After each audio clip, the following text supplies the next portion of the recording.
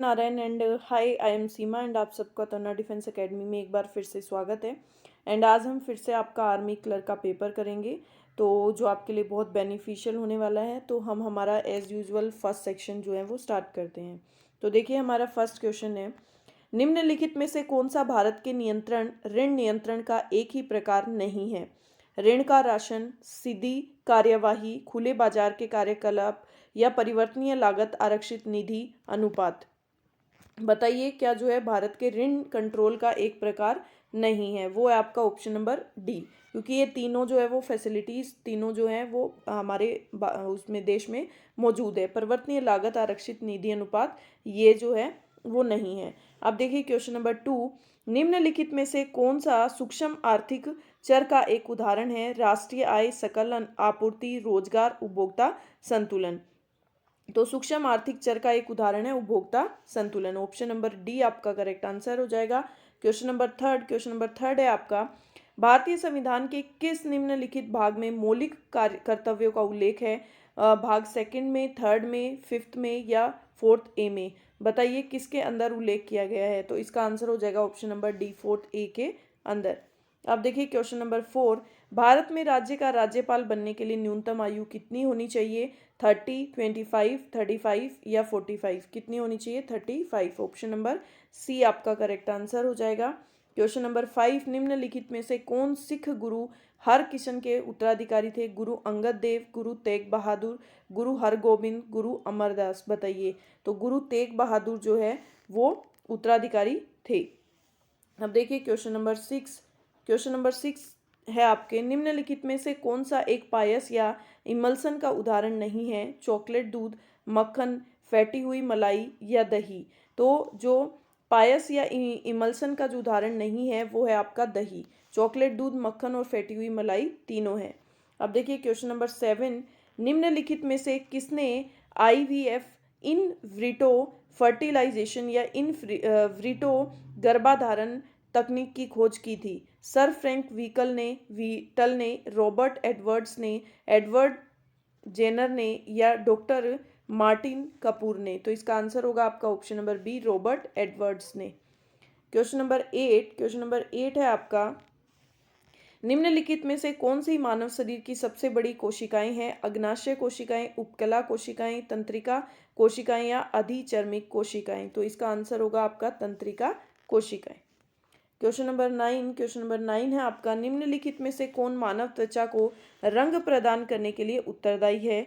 लूसीफेरिन, haemoglobin, फ्लावोनॉइड्स या melanin?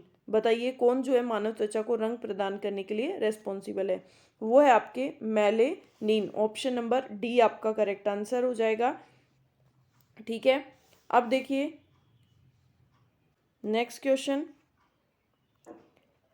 निम्नलिखित में से कौन सी बीमारी असंक्रामक प्रवृत्ति की है? असंक्रामक कौन सी है? हैजा, चेचक, क्षय रोग या कर्क रोग? तो ये सारी संक्रामक प्रवृत्ति की है, सिर्फ कर्क रोग जो है वो आपकी किसकी असंक्रामक प्रवृत्ति की है। अब देखिए आपकी मैथ आती है, तो हम बहुत ही केयरफुली हम बहुत कम कैलकुलेशन के हम मैथ में करेंगे। ठीक है, तो देखिए इसको कैसे करोगे आप? 35 minus 15 divide by 3 into 7 plus 4, इसको इस तरह से लिख लो। 3 5 जा 15, 35। अब देखो 5 7 जा कितना होता है आपका? 5 7 जा 35। तो 35 माइनस 35 0 प्लस का 4। तो ऑप्शन नंबर डी आपका करेक्ट आंसर हो जाएगा। ठीक है, अब देखिए नेक्स्ट क्वेश्चन नंबर 12, निम्नलिखित में से कौन सी संख्या 15 से पूर्णतया विभाजित है? तो देखो 15 से विभाजित करने के लिए आप देखो इसके दो पेयर बना लो, 3 इंटू 5। अगर 3 और 5 का दोनों का जिसमें डिवाइड जाएगा वो 15 से आपका डिवाइड हो जाएगा। तो देखिए फर्स्ट वाली के लास्ट में 6 है, मतलब ये 5 से डिवाइड नहीं होगी, तो ये आपका रोंग हो गया। बाकी इन तीनों में 5 और 0, तो मतलब तीनों में 5 का भाग तो जाएगा। ठीक है, अब हम चेक करते हैं 3 का कैसे चेक करते हैं? हम टोटल करके देखते हैं, यदि टोटल में 3 का भाग जाता है तो मतलब उस संख्या में 15 का भाग जाएगा।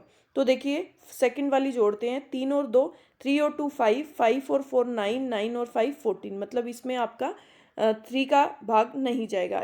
ये चेक करते हैं, 5 1 2 3 4, 4 + 5 9, ये कितना हो गया 9, मतलब 9 में 3 का डिवाइड जाएगा, तो ऑप्शन नंबर सी आपका करेक्ट हो जाएगा। सी के अंदर 15 का भाग जाएगा। ये वाला और चेक कर लेते हैं, 4 और 2 6, 6 और 9 15, 15 और 5 20, इसमें नहीं जाएगा, तो ऑप्शन नंबर सी। आपको पूरा इसको करके नहीं बैठना है कि आप इसमें 15 का डिवाइड करने बैठ जाओ। देखिए अब देखो, ये आपका अगर आप देखो देखो डिवाइड में ये आ गया आपका, तो देखो 2.4 की क्यूब, तो आप इसको क्या लिख सकते हो, ए की क्यूब प्लस बी की क्यूब। अब ए की क्यूब प्लस बी की क्यूब आपकी क्या होती है, A plus B is equal to A square plus B square और माइनस ए बी। ठीक है, अब आप देखो तो यहाँ पे इसकी जगह आप क्या लिख दो, इसकी जगह, इस पूरे की जगह लिख दो आप ए की क्यूब प्लस बी की क्यूब, ए प्लस बी, ए की स्क्वायर प्लस बी की स्क्वायर माइनस ए बी। अब डिवाइड में देखो 2.4 की स्क्वायर मतलब ए की स्क्वायर, तो ये ए है आपका, तो ये आ गया आपका ए स्क्वायर।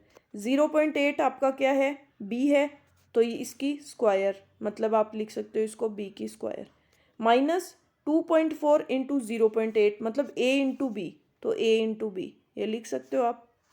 ये कट हो जाएगा, आपके पास बच गया क्या, ए प्लस बी, तो 2.4 प्लस 0.8 को ऐड कर लो आप, 8 और 4 12, और ये आ जाएगा आपका 3.2 आपका आंसर आ जाएगा। ऑप्शन नंबर बी आपका करेक्ट आंसर हो जाएगा। ठीक है, अब देखिए नेक्स्ट क्वेश्चन नंबर 14। देखो ए एक कार्य को अकेला 15 दिन में पूरा कर सकता है। ठीक है, ए एक कार्य को कितने दिन में कर सकता है, 15 दिन में। ए बी से 20% कम कार्यकुशल है। पहले हम यही देख लेते हैं, ए और बी।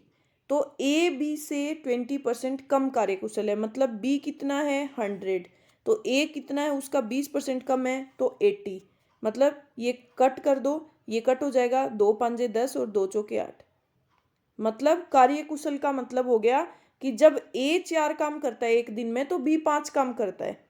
ठीक है, तो आपको पूछा बी अकेला उस काम को कितने दिन में करेगा, तो हमारे पास ए का है कि वो 15 दिन में काम करता है, और कितना कार्यकुशल है, वो 4 काम करता है, और बी कितना करता है 5, तो 15 चौके 60, तो हम निकाल सकते हैं 60 डिवाइड बाई 5। तो देखो बी अकेला कितना करेगा, 5 एकम 5, और यहाँ पे बच गया 1, 5 दूनी 10, तो बी अकेला कितना कितने दिन में करेगा, 12 दिन में वो काम कर देगा। अब देखिए क्वेश्चन नंबर 15।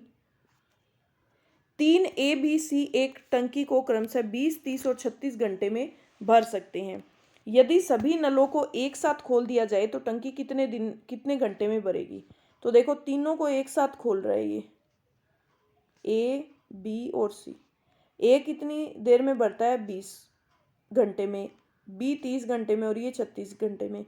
अब इन तीनों का एलसीएम लिया आपने, तो एलसीएम लिया तो आपका एलसीएम कितना आया, देखो एलसीएम कितना आएगा, एलसीएम 36, इनका तो जीरो वाली हर एक संख्या में चला जाएगा, इनका एलसीएम आएगा आपका 180, कितना आएगा 180। ठीक है, अब देखो ये कितनी बार, ये एक 9 घंटे अकेला, ये कितने घंटे में करेगा, 3 6 18, 6 घंटे में, ये 36 5 जा 180। ठीक है, अब देखो आपको क्या बोला है, तो टंकी कितने, अगर सभी को एक साथ खोल दिया जाए तो 180 डिवाइड बाय इन तीनों को ऐड कर लो, 9 और 6 15, 15 और 5 20, 2 में 18, तो मतलब तीनों मिलके कितने घंटे में भर जाएगी, वो 9 घंटे में भर जाएगी। अब देखिए क्वेश्चन नंबर 16। एक समलंब दो समांतर भुजाओं की लंबाई 60 सेंटीमीटर और 40 सेंटीमीटर है। यदि समलंब का क्षेत्रफल 200 सेंटीमीटर की स्क्वायर है तो उसकी ऊंचाई। तो देखो समलंब का क्षेत्रफल क्या होता है, समलंब का क्षेत्रफल क्या होता है, 1/2 इंटू समांतर भुजाओं का योग इंटू ऊंचाई। तो देखो 1 बटे समांतर ये समलम चतुर्भुज जो समलम का क्षेत्रफल आपका क्या है, कितना दे रखा है, समलम का क्षेत्रफल आपको दे रखा है 200। 200 इज इक्वल टू 1/2। समांतर भुजाओं का योग कितना है, 60 + 40। आपको निकालना क्या है, ऊंचाई।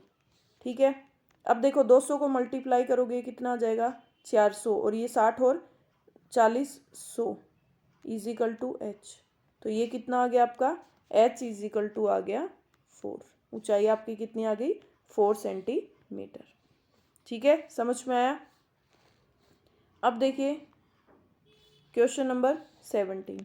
क्वेश्चन नंबर 17 है आपका, यदि एक बिल में 50% और 20% की दो क्रमागत छूटों के बीच 42 का अंतर है तो बिल की राशि में कितनी होगी। तो इसमें ध्यान से समझिए, ये है कि एक बिल में पहले वो 50% की छूट देता है, फिर वो 20% की दो लगातार छूट देता है।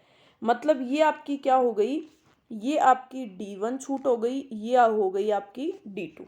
ठीक है, अब D2 जो है क्रमागत है, तो आपकी D1 छूट तो ये हो गई और D2 छूट हो जाएगी आपकी x + y और -xy/100।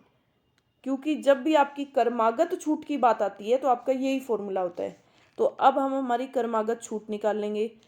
कितनी, 20 दी है ना 2 बार, तो 20 + 20 इंटू आपने 20 को मल्टीप्लाई किया कितना, 400 / 100।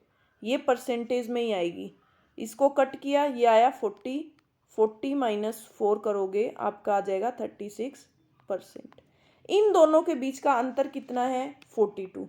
तो देखो, अब देखो D1 - D2 is equal to 42। तो D1 कितना है, 50। ये कितना आपका D2 36%। इन दोनों के बीच का डिफरेंस कितना है, 42। ये कितना हो गया, 14%। ये 42। अब 14 / 100 इज इक्वल टू 42। अब ये कितना हो गया, 14 × 42। तो ये कितना आ गया आपका, 300। तो बिल की राशि कितनी आ गई, 300। ऑप्शन नंबर ए आपका करेक्ट आंसर हो जाएगा। आपको इसको x मान के और वैसे करोगे तो बहुत बड़ा हो जाएगा, इसको बिल्कुल शॉर्टली करो ऐसे ही। अब देखो क्वेश्चन नंबर 18। देखो x तथा y की आय 3:2 के अनुपात में है, उसके व्यय कितने हैं, 7:3 के अनुपात में है। यदि माह के अंत में दोनों 800 की बचत करते हैं तो x और y की आय में क्या अंतर है। तो देखो यहाँ पे देखो x ले लो, यहाँ पे y ले लो। इनकी आय कितनी है, 3:2। इनका एक्सपेंस कितना है, 7:3। अब देखो इनका डिफरेंस कितना है, ये जब इनकम में से एक्सपेंडिचर लेस करते हो तो आपका क्या आता है, सेविंग कितना है, 800। लेकिन दोनों के बीच में आपने देखा है इसमें 4 का डिफरेंस है और इसमें 1 का डिफरेंस है। बट आपकी सेविंग है तो इनके बीच में डिफरेंस क्या होना चाहिए, बराबर होना चाहिए। देखो 3 और 2 के बीच में कितने का डिफरेंस है, 1 का, और इनके बीच में कितने का है, 4 का है। तो अब हम क्या करेंगे, इसको 4 से मल्टीप्लाई कर देंगे। इसको 4 से मल्टीप्लाई कर देंगे तो आपका कितना आ जाएगा, 4 × 3 = 12। इनकम कितनी आ जाएगी, 4 × 3 = 12 और 4 दूनी 8। यहाँ पे तो डिफरेंस है ही, यहाँ पे हमें कुछ नहीं करना। ठीक है, ठीक है। अब देखो इनके बीच में कितने का डिफरेंस आ गया, 5 का। कितने का डिफरेंस आ गया, 5 का। तो देखो अब जो 5 का डिफरेंस आ गया आपका, ये जो है 1 यूनिट का डिफरेंस कितना आ जाएगा, 1 यूनिट कितने के बराबर आ जाएगी, 800 / 160। तो ये कितना आ जाएगा आपका, सॉरी ये 5 का डिफरेंस है। तो 800 डिवाइड बाय, क्योंकि ये कितने के बराबर होगी, 800 आपकी 5 यूनिट के बराबर होगी जो आप निकाल रहे हो 1 का। ठीक है, तो ये कितने कट जाएगी, 5 × 1 = 5, यहाँ पे बच गया 3, 5 × 6 = 30 और 0। ये कितने के बराबर होगी, 160 यूनिट के, 160 एक यूनिट 160 रुपये के बराबर हो गई, ठीक है। एक यूनिट 160 के बराबर होगी तो आपको एक्स की क्या निकालनी है, इनकम निकालनी है। तो अब नई वाली जो इनकम है वो लोगे आप, तो आप 160 इंटू 12 कर दो, तो आपकी इसकी जो है वो इनकम आ जाएगी। तो देखिए 12 छिका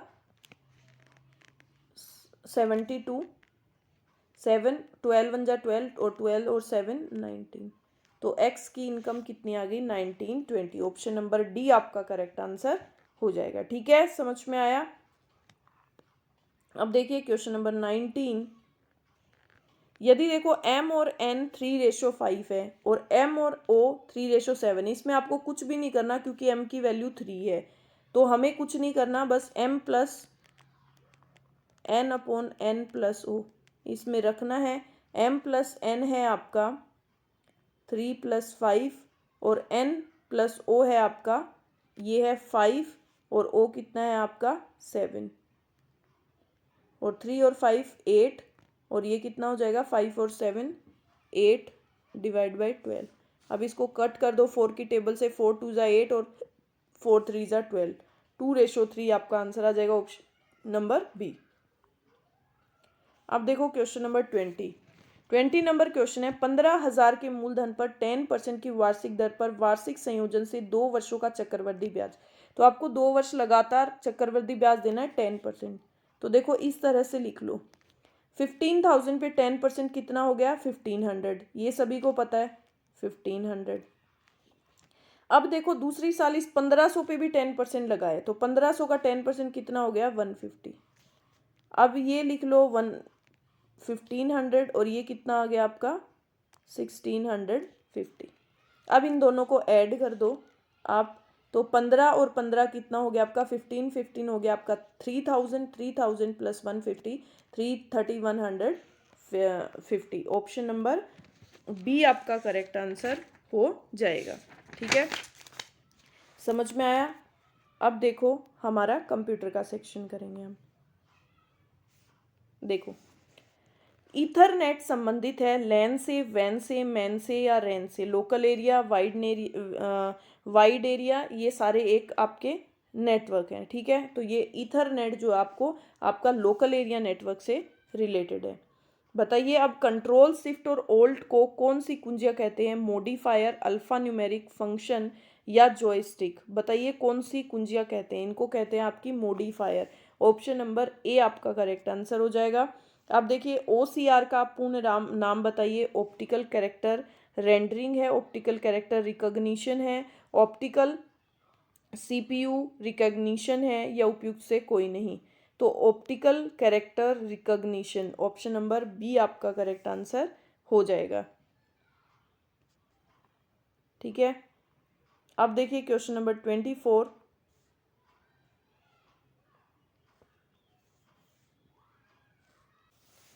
इंफॉर्मेशन का कलेक्शन क्या है, प्रिंटर है, पाथ है, फाइल है या प्रिंट आउट है। बताइए क्या है। तो इंफॉर्मेशन का जो कलेक्शन है वो है फाइल। अब देखिए कंप्यूटर का आपका लास्ट क्वेश्चन, निम्न में से कौन सा आउटपुट डिवाइस नहीं है, प्लॉटर, प्रिंटर, मॉनिटर या टच स्क्रीन। तो टच स्क्रीन जो है वो आपका आउटपुट डिवाइस नहीं है। अब देखिए आपका इंग्लिश का सेक्शन करेंगे हम, जो कि बहुत ही इम्पोर्टेंट है क्योंकि ये सबसे ज़्यादा स्कोरिंग है आपका। तो अब हम हमारा इंग्लिश का सेक्शन स्टार्ट करते हैं। देखिए, when you buy a car, जब तुम एक कार खरीदते हो, एग्जामिन केयरफुली, उसकी ध्यान से जांच करते हो, the important features of the model you are considering. You are considering मतलब जो जो तुम उसमें कंसिडर कर रहे हो ना, मान रहे हो, वो सारी फीचर्स के तुम क्या करते हो, एग्जामिन, उसको केयरफुली एग्जामिन जांच करते हो। मैनी बायर ऑफ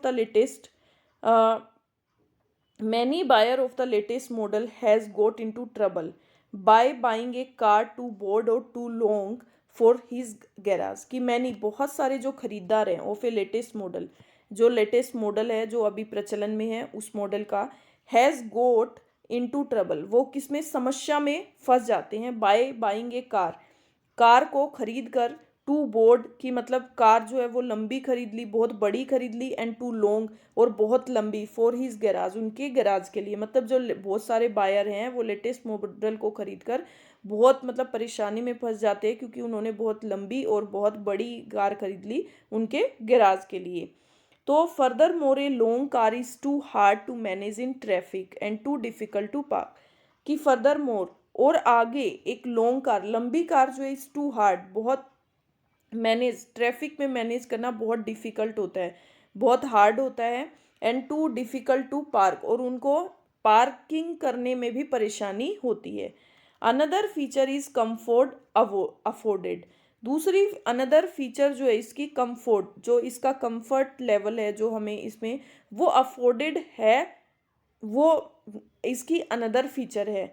अब वो अफोर्डेड में क्या क्या आएगा, आर द सीट्स नाइस, कि इसकी क्या सीट्स जो हैं वो जो सीट हैं वो बहुत अच्छी हैं, and durably upholstered, and durably और बहुत लंबे समय तक चलने वाली है, बहुत कंफर्ट है, वो सारी चीज़ें इसमें आएंगी। Is there any enough glass to give the driver a good view in all directions particular to the rear. कि इज देयर एनफ ग्लास की मतलब क्या ड्राइवर को, जो ड्राइवर है उसको एक अच्छा व्यू देता है देखने के लिए इन ऑल डायरेक्शंस, सभी डायरेक्शंस में, विशेषकर पिछला, रेयर का मतलब पीछा, विशेषकर पीछे का जो मतलब सारे डायरेक्शंस देखने के लिए जो एक ग्लास हैं उसके गाड़ी के वो पर्याप्त हैं, अच्छे हैं या नहीं हैं। इट शुड बी रिमेंबर्ड, यह याद दिलाता है, याद रखना चाहिए कि that the heavier and the powerful, ये याद रखना चाहिए कि हैवियर जो भारी और शक्तिशाली जो कार है, the more expensive it will be operate, जो कि चलाने में ऑपरेट करने में बहुत एक्सपेंसिव, उसमें बहुत खर्चा आता है। हाई पावर्ड मोटर, जो हाई जो पावर जो शक्ति जो मोटर्स हैं रिक्वायर, उनको आवश्यकता होती है एक्सपेंसिव हाई ऑक्टेन पेट्रोल, उनको जो है वो हाई एक्सपेंसिव खर्चीला मतलब बहुत सारा जो है वो उसमें खर्चा लगता है, उसमें बहुत अच्छा पेट्रोल चाहिए होता है। द ग्रेटर वेट, भारी ज़्यादा weight means greater tyre wear, उनमें ज़्यादा मतलब भारी बड़े टायर की आवश्यकता होती है, एंड लार्ज ब्रेक्स और बड़े ब्रेक की जरूरत होती है। The old cliche is still true, कि जो ओल्ड क्लिच है, पुराना जो क्लिच है वो आज भी अभी सत्य है। It is not the initial cost, ये स्टार्टिंग कॉस्ट नहीं है, but the upkeep which matter, लेकिन इसकी मैटर को वो उठाता है। अब देखिए क्वेश्चन नंबर 26 नंबर क्वेश्चन है, the writer favour A car with a wide glass area so that the driver can, की फेवर कर रहा है कार का विद ए वाइड ग्लास, बड़ा ग्लास जो है वो area, so that the driver can, ताकि जो ड्राइवर है एन्जॉय द सीन आउटसाइड, व एन्जॉय कर सके, have a good view of the rear, पीछे का उसके लिए अच्छा व्यू दिखे, roll down the glass panes to get enough fresh air, display his beautiful upholstery with pride. इसका आंसर होगा ऑप्शन नंबर बी, क्योंकि पीछे का व्यू उसको सही दिखना ज़रूरी है, क्योंकि पीछे कोई ट्रैफिक आ रहा है क्या आ रहा है तो वो गाड़ी ड्राइव कर रहा है तो उसके लिए पीछे देखना बहुत ज़रूरी है, इसलिए उसने ग्लास पे फोकस किया है। Question number 27, it is very expensive to maintain a large car because it, expense maintain करने में एक्सपेंसिव होती है क्योंकि it's is heavy, required more space of parking की बहुत ज़्यादा स्पेस की आवश्यकता होती है, needs changing its tyres more frequently, उसके टायर जो है वो फ्रीक्वेंटली चेंज करने होते हैं। ऑप्शन नंबर सी आपका करेक्ट आंसर हो जाएगा।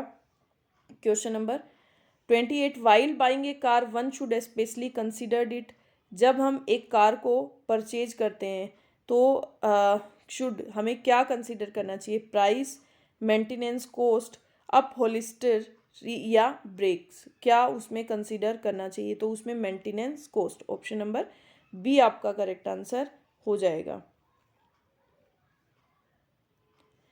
According to this passage the two factors that the buyer of a new car should keep, एक जो बायर होता है उसको दो फैक्टर्स माइंड में रखने चाहिए, क्या, इट्स प्राइस एंड साइज, उसकी प्राइस और साइज को, its model and upholstery, उसका कंफर्ट लेवल और model, the size and the comforts it offers, it upholstery and glass area. तो इसका आंसर होगा आपका ऑप्शन नंबर सी, उसका साइज और कंफर्ट इट ऑफर्स। अब देखिए क्वेश्चन नंबर 30, ये सारे आंसर आपके पैराग्राफ में से ही हैं जो मैंने आपको पढ़ा दिया। The size of car should be in accordance with, जो कार का साइज है वो अकॉर्डिंग टू द होना चाहिए। The money one can afford to pay, जो मनी आप अफोर्ड कर सकते हो। The size of garage the buyer has, the width of road where the buyer lives, the volume of traffic. तो the size of garage the buyer has, जो garage की, जो buyer के गैराज की साइज है उसके अकॉर्डिंग। अब देखिए क्वेश्चन नंबर 31। अब इसमें आपके कोर पैराग्राफ है, इसमें हम क्वेश्चंस जो हमारा पैराग्राफ है उसके अंदर ही हमें जो है वो फिल इन द ब्लैंक्स भरने होंगे। देखिए, domestic violent is not only problem of the developing और अंडर डेवलप्ड कंट्रीज, कि डोमेस्टिक वायलेंस जो घरेलू हिंसा है वो खाली not only the problem of, ये केवल विकासशील और जो अंडर डेवलप्ड है अविकसित देश हैं उनकी ही समस्या नहीं है। It is very much prevalent in developed, under developed और डेवलपिंग। तो ये किसकी, ये डेवलप्ड, ऑप्शन नंबर बी, कि it is very prevalent in developed countries. वो किस में, डेवलप्ड कंट्रीज में भी मतलब इस चीज़ के ऊपर मतलब ये समस्या है, प्रिविलेंट है, इस चीज़ के ऊपर मतलब ध्यान दिया जाता है। क्वेश्चन अब नेक्स्ट देखिए, domestic violence is a bracket of our pseudo, domestic violence is a domestic violence is a reflection, प्रतिबिंब। डोमेस्टिक वायलेंस क्या है, एक प्रतिबिंब, एक छाया है of our pseudo civilised society. Okay, option number A, दोनों में ए ही आएगा, रिफ्लेक्शन। तो इसका क्या मतलब हुआ कि domestic violence is a reflection of our pseudo civilise society, की जो घरेलू हिंसा है वो एक प्रतिबिंब है ऑफ अवर पैशूडो, जो सिविलाइज्ड, जो नागरिक जो सोसाइटी है उसमें एक क्या है, एक मिथ्या के रूप में, मतलब एक प्रतिबिंब है हमारे लिए। There is no place of violence in the civilised word, civilised जो वर्ड है जो उसके अंदर हिंसा के लिए कोई जगह नहीं है। But the number of cases that are reported every year raise a high alarm, but लेकिन जो नंबर ऑफ केसेस हैं दैट आर रिपोर्टेड, जो दर्ज किए जाते हैं हर साल, वो बढ़ रहे हैं एक हाई अलार्म की तरह। And this is not the complete picture, ये खाली पूरी कंप्लीट पिक्चर नहीं है, फोटो नहीं है। As most of the cases go unregistered, mostly ज़्यादातर जो केसेस हैं उनको दर्ज ही नहीं किया जाता है, और नोटिस्ड, रिपोर्टेड, अननोटिस्ड, और उनको क्या नहीं किया जाता, उनको अननोटिस किया जाता है in every life, her everyday life, जिंदगी के हर दिन उनको नोटिस ही नहीं किया जाता। There is very dangerous trend, ये क्या है, एक बहुत ही डेंजरस ट्रेंड है, dangerous trend creeping in our society, जो कि धीरे धीरे हमारी सोसाइटी में, मतलब this is very dangerous trend, मतलब ये धीरे धीरे बहुत खतरनाक ट्रेंड जो है वो एक बन रहा है हमारी सोसाइटी के लिए। And has to be dealt with iron hands, और ये क्या बन जाएगा, जो आयरन हैंड्स है उसकी तरह। अब देखो आपका ये भी कंप्लीट हो गया। अब आपका ओके, क्वेश्चन नंबर 36, ठीक है, ये समझ में आया सेकंड पैराग्राफ। अब देखो, fill in the blanks from the choice provided in the following sentences. Asha is wise, Asha जो है वो बुद्धिमान है, get and all though quick. तो बताइए इसमें क्या आएगा आपका, तो Asha is wise and quick, Asha जो है वो बुद्धिमान और तेज है, तो ऑप्शन नंबर बी आपका करेक्ट आंसर हो जाएगा। आप देखिए question number 37, Bhagat Singh will go by, go away, go through, go down. Bhagat Singh Singh will go down in history, history में जाने मतलब चलते हैं as one of the greatest man, एक महान आदमी के रूप में, दैट एवर लाइव, जो कि हमेशा जिंदा रहते हैं। तो ऑप्शन नंबर डी। अब देखिए question number 38, you will be punish when father, जब भी आपका फर्स्ट सेंटेंस फ्यूचर में होता है तो दूसरा सेंटेंस आपका किस में आएगा, प्रेजेंट में। जब यू विल बी पनिश, तुम्हें पनिश किया जाएगा, व्हेन फादर कम्स, जब तुम्हारे पिताजी आएंगे, ठीक है। व्हेन फादर, फादर आते ही तुम्हें क्या किया जाएगा, पनिश किया जाएगा, ठीक है। तो उसके पिताजी अभी आएंगे, इसलिए ये फ्यूचर और प्रेजेंट को मिक्स किया है। Had we left for the destination 3 hours ago, we break it have reach there by now, कि हैड वी लेफ्ट, यदि हम had we left for the destination, हम हमारे गंतव्य से 3 घंटे पहले निकलते, तो we would have reach there, अब तक हम पहुंच जाते। Option number A would have यहाँ पे करेक्ट होगा, क्योंकि हम पास्ट की बात कर रहे हैं, past future. That idea given by you is excellent, तुम्हारे द्वारा दिया गया आइडिया एक्सीलेंट है। नाइदर ऑफ देम, हम में से नाइदर ऑफ देम, उनमें से कोई भी, हैज़ डन हिज ड्यूटी, उसकी ड्यूटी नहीं, उनमें से कोई भी हैज़ डन हिज ड्यूटी, उसकी ड्यूटी नहीं कर पाता। My grand mother boat me the best present ever, मेरी ग्रैंड मदर ने खरीदा मेरे लिए बेस्ट प्रेजेंट, हमेशा ही बेस्ट। तो सुपरलेटिव डिग्री से पहले हमेशा दी का प्रयोग होता है।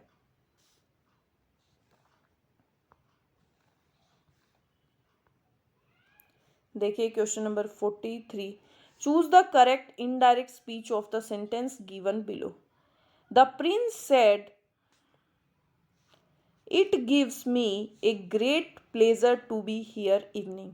तो देखिए the prince said that, prince said that, it gives की जगह आपका क्या आएगा, ये पास में चला जाएगा, गेव मी, मुझे दिया, ठीक है। तो बी और सी तो आपका करेक्ट होगा, रोंग हो जाएगा, आपका बचेगा फर्स्ट और लास्ट, ठीक है।